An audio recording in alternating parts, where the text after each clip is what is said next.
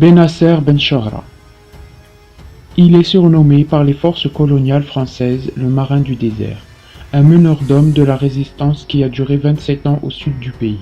Cet homme est réputé pour son agilité, sa stratégie et ses tactiques dans la guerre des dunes sahariennes. Benasser Ben Chahra Ben Ferhat est né en 1804 au village de El Maghrag, dans le sud de la Goîte.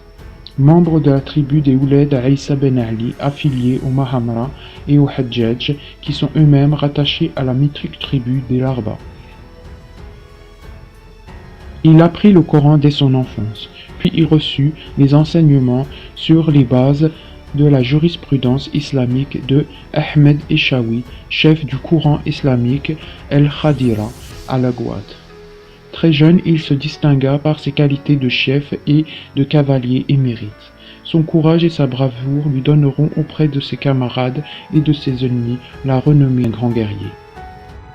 Il se mariera une première fois à la fille du khalifa de la ville, Ben Salem Ahmed, avec laquelle il aura une fille.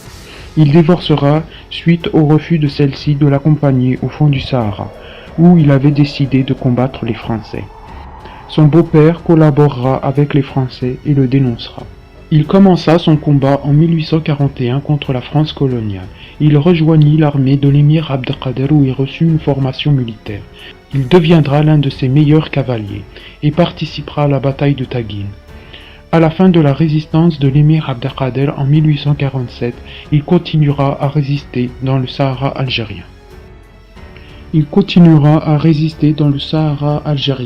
Contre la présence française au début des années 1851. Il s'alliera à Mohamed Cherif Ben Abdallah.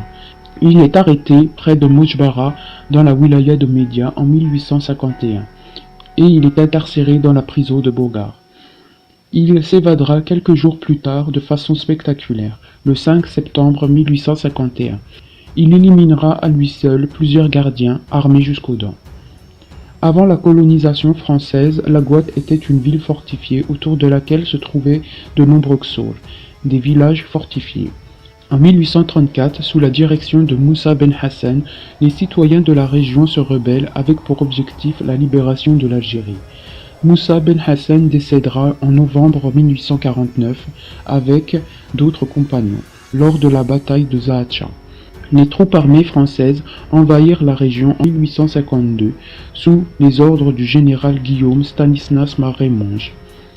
En 1851, lorsque les habitants de la Goîte apprirent que l'armée française allait lancer une attaque contre leur ville, ils envoyèrent des sages de la ville solliciter Benasser Ben Chahra, qui était réputé comme étant un fabuleux combattant et un fin tacticien, afin d'organiser la bataille.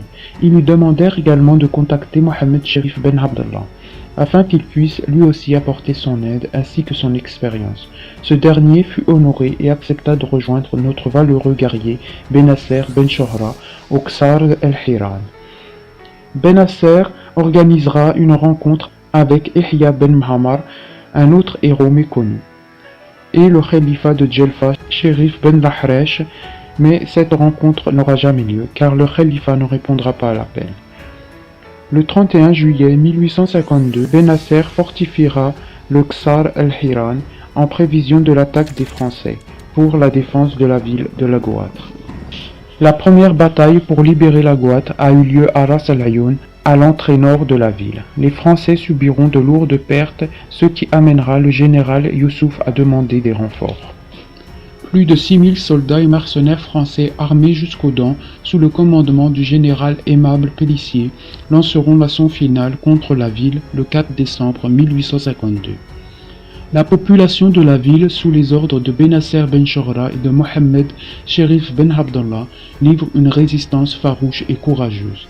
Mais malgré leur acharnement à défendre leur ville et s'exhorte l'utilisation par l'armée française d'armes chimiques et de lance-flammes feront environ 2500 morts, combattants et civils, et feront tomber la ville de Laghouat aux mains de l'ennemi français le 4 décembre 1852.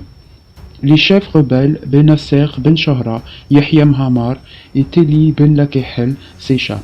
Les Français viennent de conquérir une autre partie du sud de l'Algérie. Benasser rejoindra Mohammed Cherif Ben Abdallah à Rouissa dans la wilaya de Ouergla, où il continuera d'unifier et de coordonner la résistance. Leur seule devise sera « Il faut d'abord nous compter, nous grouper pour agir mieux ». Lors de son séjour à Ouergla, il épousera Yakout, la fille du khalifa de Ouergla, qui lui donnera 2 fils, Yahya et Mohammed. Après le décès de celle-ci, Benasser Ben Chohra épousera Zhour, la sœur de Simoulay Abdelkader Drissi, qui lui donnera 3 filles et 2 garçons, Yahya et Ferhat. Après la chute de Ouergla en 1853, il se réfugiera en Tunisie, à Tozeur et à Nefta, où il sera accueilli par le chef de la Zaouïa Rahmaniya, qui accueillait les combattants algériens dans toute la Tunisie. Avec d'autres réfugiés algériens, il continuera à organiser des attaques dans le territoire algérien contre l'ennemi. Il retourna en Algérie où il engagea la bataille de Mégarine le 29 novembre 1854. Il rejoignit l'émir Abdelkader à qui il proposera de reprendre le combat pour libérer le pays. Ce dernier refusera la proposition après avoir signé un traité avec les Français. Soutenu par Mohamed Boualeg, il finira par provoquer la colère du bey de Tunis qui ordonnera d'arrêter ces 2 hommes pour mettre fin à ces exactions qui pourraient attirer la colère de l'armée française en Tunisie. Déçu par ce geste, Benasser écrira un courrier au bey de Tunis lui demandant d'avoir plus d'intérêt pour la cause algérienne. Nous sommes au service de Dieu et de son prophète, que la paix et le salut soient sur lui. Nous ne manquons pas d'honneur dans notre pays. Nous servons notre religion, ce qui prouve que c'est bien la foi et le patriotisme sincère qui nous guident dans notre combat.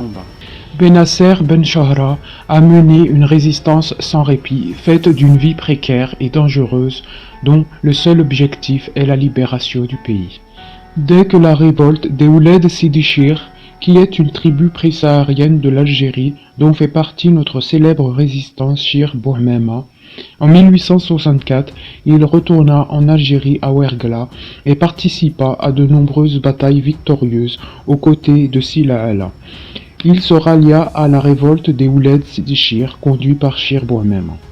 En 1865, il retournera à Ouergla en compagnie de Sila Allah et étendit son action en mobilisant des hommes à El Gouela, Ain Saleh jusqu'à Ain Madhi, qui résistaient toujours aux Français. Il garda contact avec la Tunisie où il continuait à se rendre régulièrement afin de recruter des hommes et d'assurer la fourniture des armes et des provisions nécessaires aux différentes batailles. En 1869, il se rallia à la révolte de Bouchoucha. Il participa également à la résistance de Chir el-Mokrani et de Chir Haddad en 1871 à l'est du Sahara algérien. Le 20 janvier 1872, Boumerzag el-Mokrani sera arrêté. Il sera condamné à la peine de mort par la cour d'assises de Constantine le 27 mars 1873, mais la peine est commuée en déportation à vie en Nouvelle-Calédonie. Après l'arrestation d'el-Mokrani, Benasser Ben Chohra retournera en Tunisie, à Djerid et à Nefzaouia, où il continuera son activité et en déclenchant des attaques contre les Français et leurs collaborateurs jusqu'en 1880, jusqu'à ce que le bey de Tunis l'oblige à quitter définitivement le territoire tunisien sous la menace des Français. Le 2 juin 1875, il quittera définitivement le territoire tunisien et se rendra à Beyrouth, au Liban, où il demeurera jusqu'à sa mort en 1884, à l'âge de 80 ans. Après avoir livré une résistance farouche pendant plus de 27 ans, accompagné de plusieurs batailles victorieuses et de plusieurs défaites, des camarades morts, emprisonnés ou déportés, un héros, un meneur d'hommes de la résistance du sud du pays. 27 années d'un combat permanent, un héros trop peu connu, qui mériterait de l'être beaucoup plus.